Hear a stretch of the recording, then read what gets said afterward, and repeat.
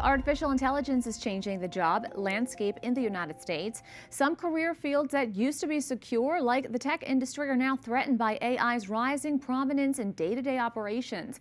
That's leaving many young people, especially college students, nervous about the future. Father Deacon Kyle Washut, the president of Wyoming Catholic College, joins me now. Thank you so much for your time. Thanks for having me. Now, we've heard Pope Leo XIV allude to a kind of second industrial revolution because of AI. What are your thoughts about that? So the Pope has been clear that there's a lot of change coming, and we don't really know what that change is going to look like. He said in his most recent apostolic letter last week that we can't bury our heads in the sand, but we need to make sure that we're putting things in place where we're using the technology, not letting the technology use us. And that does seem like a real risk at the moment. Now, many graduates and soon-to-be graduates are concerned about finding employment, especially those in IT and tech sectors. They fear that companies are reducing their workforce and now relying more on AI. What are you seeing, and what advice do you have for students questioning a realistic balance between a human touch and tech moving forward? So certainly we see, especially in the tech industry, a reduction in hiring a lot of those jobs that we thought were secure. 10 years ago, everyone was hoping that coders was the way to go. And now we're seeing a real reduction in hiring some entry-level workers. But I think there's two things to keep in mind. In a really recent survey on hiring managers are concerned about applicants who are using AI too much in creating their applications and various things. Hiring managers also note only 8% of them think Generation Z has what it takes to enter the workplace.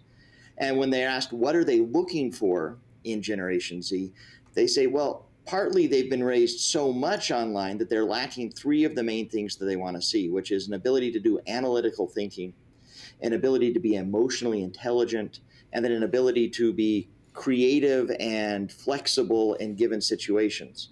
Along with some of these other human touches like an ability to endure tough challenges or resilience. Those are the things that are constantly cited as what hiring managers are looking for.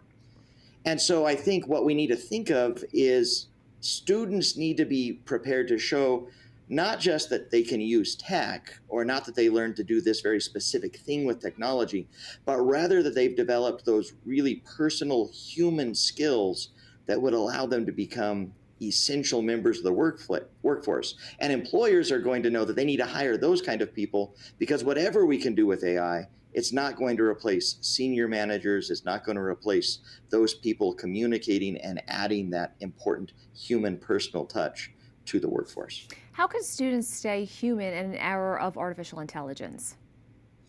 So I think, ironically, the important thing that we need to ask students to do is fast from technology to some extent. They need to not spend, current studies say that average young person is spending 8 hours or more a day on the screen, mostly for recreational purposes. If we want to develop the skills that are going to let us really use AI or use any other kind of technology at the service of the human good, which is one of the top 3 priorities Pope Leo gives for education, then the young people need to give themselves some space to develop freely those things that allow for human flourishing, to really learn to think, really learn to communicate, really immerse themselves in reality. And so whatever we're looking for as a young person, part of that needs to be some space from technology, and to fill that space with deep, meaningful relationships with the real world. Father Deacon Washut, thank you so much for your time. Thank you.